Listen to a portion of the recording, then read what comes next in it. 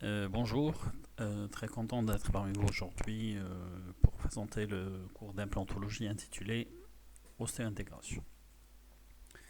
Donc c'est une thématique très intéressante. Il faut savoir que le désir d'accélérer et d'améliorer l'ostéo-intégration a entraîné de nombreux efforts de recherche aboutissant à une meilleure compréhension de ces mécanismes.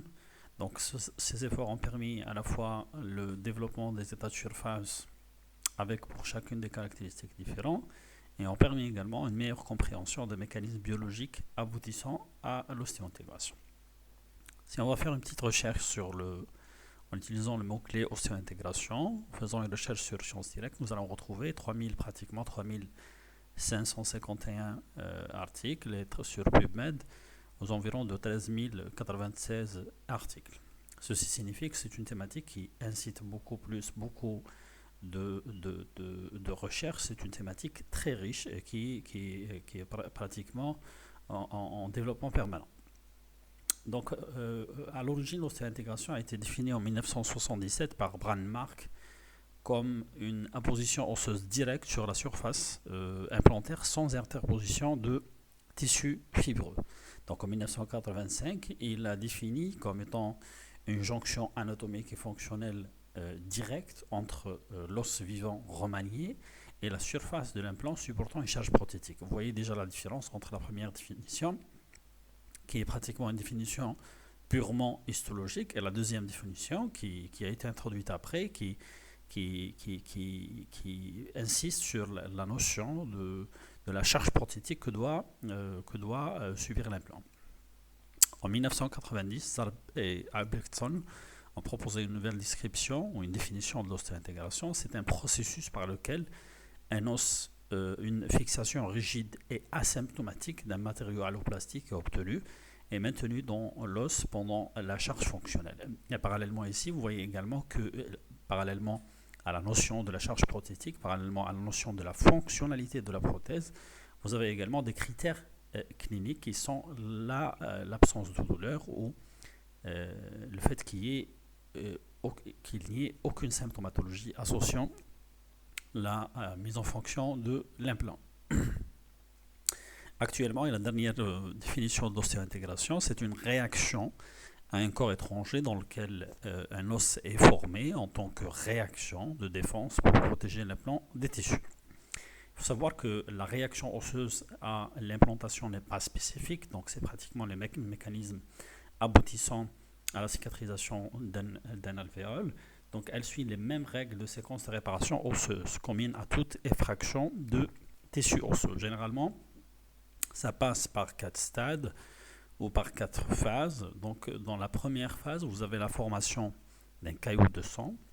Dans la deuxième phase, vous avez la formation d'un réseau de fibrines qui va se faire qui va commencer à naître autour de l'implant. Dans la troisième phase, vous avez une apposition osseuse primaire, une apposition osseuse ostéoïde.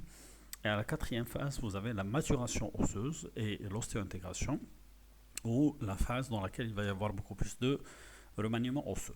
Donc on va essayer un petit peu de simplifier, de donner plus de détails par rapport à ces phases de cicatrisation. Donc immédiatement après la mise en place de l'implant, vous allez assister à une adsorption de protéines qui vont se déposer à la surface de l'implant.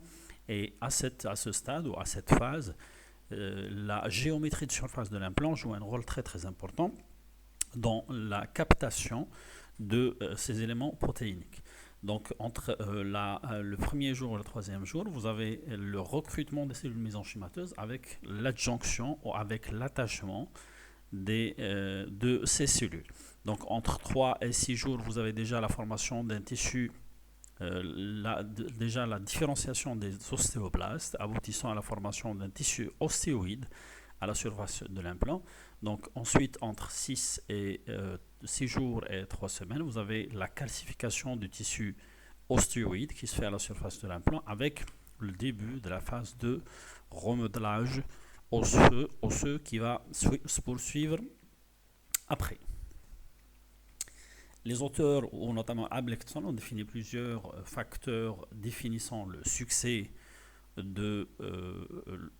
influençant l'ostéo-intégration. Vous avez déjà les matériaux utilisés, les matériaux avec lesquels on fabrique les systèmes implantaires, la forme des implants, l'état de surface des implants.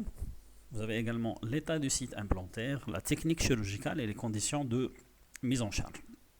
Donc la biocompatibilité d'un système implantaire dépend du biomatériau et des caractéristiques de surface, donc la composition superficielle, l'état de surface de cet implant. Le titanium est choisi en implantologie orale pour son excellente biocompatibilité qui, associée avec ses propriétés mécaniques, permet de répondre aux exigences d'un implant, que ce soit d'un point de vue de la toxicité, mais aussi des fonctions que devra assurer l'implant.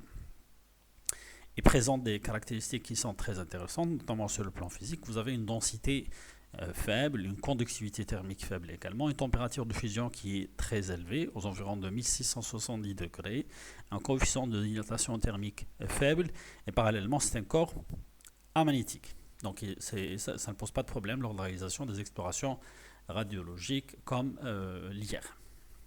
Il a également des propriétés chimiques très intéressante. Il a une grande affinité pour l'oxygène, définissant la formation d'une couche de passivation à la surface de l'implant. Son aptitude également à se passiver par la formation d'un film protecteur d'oxygène d'oxyde de titanium lui donne une résistance exceptionnelle à la corrosion et aux attaques chimiques. Donc il a également des propriétés mécaniques où le module d'élasticité et la limite élastique sont faibles et favorables, et parallèlement la résistance mécanique de ce produit ou de ce titanium peut être augmentée en ajoutant ou en additionnant des alliages, notamment l'aluminium ou le vanadium. Deuxième facteur, c'est la forme des implants. Donc il existe généralement deux types de formes principales des implants. Vous avez les implants vis et les implants en cylindre. Et là, on sait que le processus d'ostéo-intégration nécessite un contact étroit entre l'implant et les tissus osseux. Et là, parallèlement, la forme et la géométrie globale de l'implant conditionnent le contact os-implant et parallèlement, elles conditionnent le déroulement de l'ostéo-intégration. Troisième paramètre, c'est l'état de surface de l'implant. Donc les caractéristiques de surface de l'implant comme les caractères de rugosité, la composition chimique et l'énergie de surface ou l'énergie définie par la composition chimique de la surface de l'implant ont une influence directe sur la réponse des tissus osseux, notamment l'ostéo-intégration en affectant la résorption des protéines et en modulant la prolifération et la différenciation cellulaire. Donc la première génération des implants qui ont été introduites dans le marché, c'était principalement des implants usinés. Donc depuis, les athlètes de surface ont été reconnus comme un élément important dans les interactions moléculaires et les réponses cellulaires lors de l'ostéo-intégration. Il a l'objectif principal pour le développement des états de surface de l'implant et de promouvoir cette ostéo-intégration par la formation d'un os rapide sur la surface de l'implant, mais parallèlement un os de bonne qualité. Donc l'objectif, je reprends, l'objectif principal de toutes les modifications de surface de l'implant, c'est d'aboutir à une formation rapide de l'os. Donc notre objectif, c'est de raccourcir au maximum la durée de la prise en charge de nos patients. Donc d'un point de vue chronologique, en général, il faut en moyenne 3 mois pour se prononcer sur la validation ou non de l'ostéo-intégration. L'objectif actuellement, c'est de raccourcir cette période et d'avoir ce qui nous permet de raccourcir la durée de la prise en charge des malades. Mais parallèlement, on est également intéressé par la formation d'un os de très bonne qualité autour des implants dentaires. Ça ne sert à rien de raccourcir l'ostéo-intégration et d'avoir un os de qualité médiocre qui ne va pas pouvoir supporter les charges que va subir les implants après. Donc le traitement de surface est la modification obtenue au terme de l'usinage, aboutissant à une surface dite rugueuse. Donc, et cette rugosité est variable et les techniques aboutissant à cette rugosité sont également variables, chose qu'on va revoir après. Donc le quatrième facteur, c'est l'état du site implantaire. Vous savez très bien que l'histologie du maxillaire, elle est différente par rapport de l'os maxillaire, elle est différente par rapport à l'os mandibulaire. Raison pour laquelle plusieurs auteurs ont introduit des classifications de la typologie osseuse. Et là, le type d'os influence le type d'os et en rapport direct avec la vascularisation sanguine. avec la composition histologique de cet os, ce qui va présenter une influence directe sur le mécanisme cicatriciel et parallèlement sur le déroulement de l'ostéo-intégration. Un autre facteur très important, c'est la technique chirurgicale. Et là, une élévation locale de la température lors de la réalisation du forage séquentiel pour la mise en place de l'implant peut provoquer une nécrose des tissus osseux au voisinage du trait de forage. Donc la nécrose induit la formation des tissus fibreux périimplantaires au lieu d'une ostéo-intégration. Autrement dit, l'élévation de la température pendant la réalisation du forage nécessaire pour la mise en place de l'implant peut conduire à des nécroses punctiformes. Ces nécroses peuvent guider beaucoup plus une cicatrisation fibreuse qu'à la place d'une cicatrisation osseuse normale. Donc généralement, l'os ne supporte pas une température supérieure à 47 degrés pendant plus d'une minute. Donc la technique de forage, de fraisage ou de forage ne doit pas dépasser cette température. Elle se fait petit à petit à l'aide d'un forêt de taille croissante et calibré sous irrigation avec une vitesse de rotation lente inférieure à 1200 tours par minute et j'insiste sur avec une irrigation abondante. Un autre élément, c'est la stabilité primaire de l'implant. Donc généralement la stabilité est un facteur déterminant pour l'obtention de l'ostéo-intégration. Elle est obtenue essentiellement par la portion implantaire au contact des tables osseuses corticales, ce qu'on appelle la stabilité bicorticale. Mais en général, pendant la phase de cicatrisation initiale après la mise en place de l'implant, l'implant ne doit pas subir des charges ou ne doit pas être mobilisable pour favoriser la position osseuse directe sur la surface implantaire. Le cas échéant, vous allez aboutir à une cicatrisation fibreuse autour de l'implant. Les conditions de mise en charge sont également très très importantes. Ce paramètre a beaucoup évolué avec les années, mais à l'origine, Bradmark conseillait une mise en nourrice des implants et un délai de mise en charge différé de 3 à 8 mois.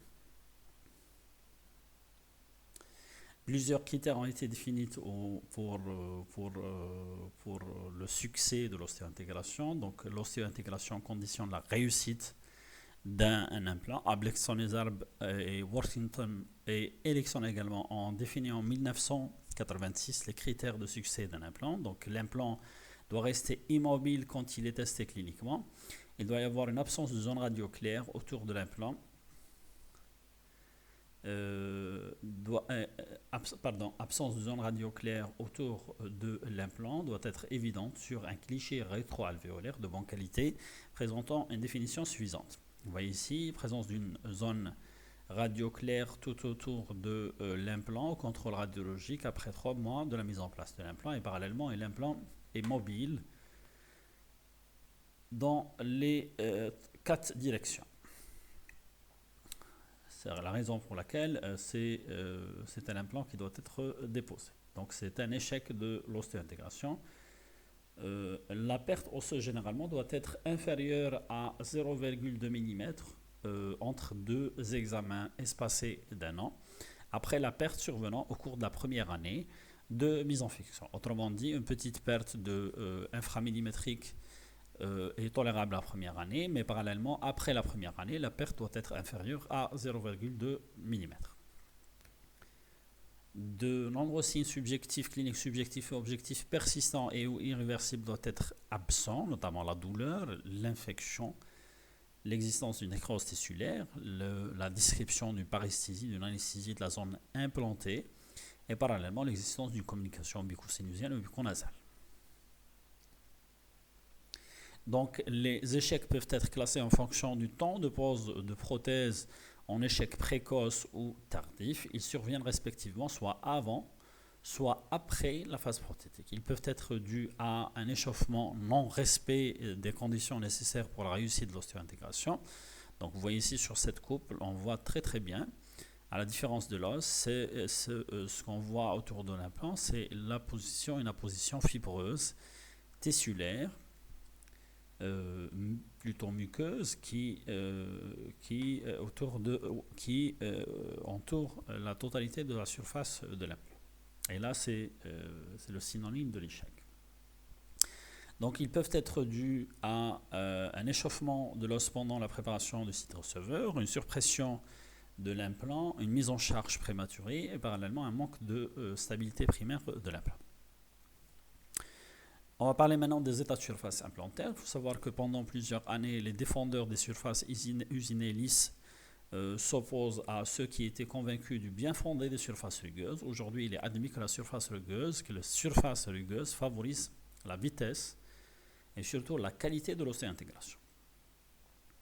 Initialement, les fondateurs de l'implantologie ou les implants initialement commercialisés, notamment l'implant de Bran-Malk, était un implant pratiquement usiné. Donc la première génération d'implants osséo-intégrés a été conçue avec une surface usinée relativement lisse.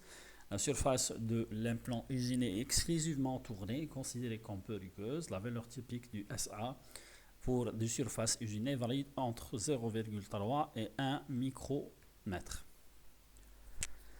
Donc vous avez principalement dans les surfaces rugueuses, vous avez les surfaces qui sont traitées par addition, les surfaces qui sont traitées par soustraction, les surfaces modifiées au laser et parallèlement il y a des surfaces biomutiques ou des surfaces incorporant des drogues ou des produits radioactifs, biologiquement actifs. Tout d'abord, le traitement par addition. Il est effectué après usinage, soit par l'intermédiaire d'un revêtement ou d'un dépôt de surface à l'extérieur de l'implant. Cependant, le principal inconvénient de tous les procédés additifs est le risque de décohésion d'une partie du revêtement qui représente une potentialité d'altération de l'interface os-implant. La projection par torche à plasma par plasma spray de titane ou d'hydroxyapatite dont le but avec le titanium est d'obtenir une rugosité de surface à l'aide d'un matériau bioinerte.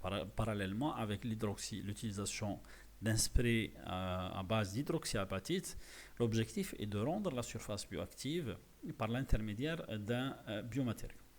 Avec le plasma spray, la surface de l'implant augmente approximativement sur 6 fois parce qu'elle est rugueuse que la surface originale usinée. Deuxième technique, c'est l'oxydation analytique. C'est un procédé électrochimique réalisé dans un électrolyte. En fonction de la composition de l'électrolyte, les différents ions pourraient être intégrés dans la couche d'oxyde, tels que le phosphore, le calcium et le magnésium. Deuxième grande famille, donc c'est les techniques ou les traitements de surface par soustraction qui peuvent être faits par soustraction, soit par soustraction physique, c'est le sablage, soit par la soustraction chimique, c'est l'utilisation des produits chimiques ou notamment le mordonçage. Et deux techniques peuvent être également utilisées, aboutissant à des surfaces dites sablées mordoncées. D'abord, la soustraction physique qui consiste à projeter des particules dures sur la surface de l'implant qui est plus ou moins molle. Plusieurs types de particules peuvent être utilisées. Vous avez tout d'abord l'oxyde de titanium, l'oxyde d'alumine et le phosphate triclassique.